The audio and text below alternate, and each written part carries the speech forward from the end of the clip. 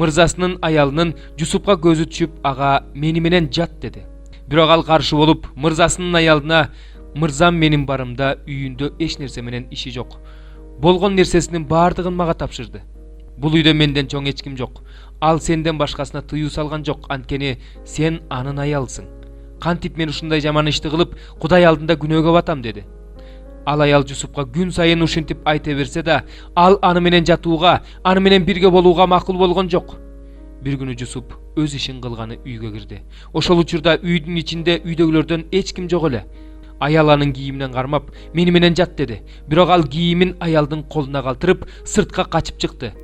Аял болсо Жусуптун кийимин калтырган бойдон сыртка качып чыкканын көрүп, үйүндөгүлөрүн чакырып алып, карагылачы, ал биздикине бул эбирейди бизди шылдыңдатмакка алып келиптир. Ал мени менен жатканы келиптир. Бирок мен катуу кыйкырып жибердим. Ал менин кыйкырганымды угуп, кийимин калтырып сыртка качып чыкты деди.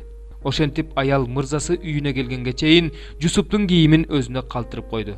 Анан күйөөсүнө ушул эле сөздөрдү кайталады. Сен биздикине алып келген эбирей кулуң мени шылдыңдаганы келди.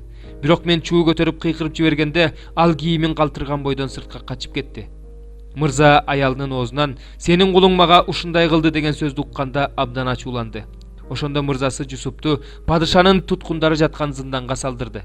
Ошентип ал ошол зынданда жатты. Теңир Жусуп менен болду. Ага ырайымын төгүп, зындан башчысынан ырайым таптырды. Ошондо зындан башчысы зындандагы туткундардын баардыгын Жусуптун колуна берди. Жусуп ал жердеги баардык иштин үстүнөн башкаруучу болду. Зындан башчысы ага тапшырылган иштерге кийлигишчи эмес. Анткени Теңир Жусуп менен болуп, ал эмне кылбасын баардык ишине ийгилик берип турчу.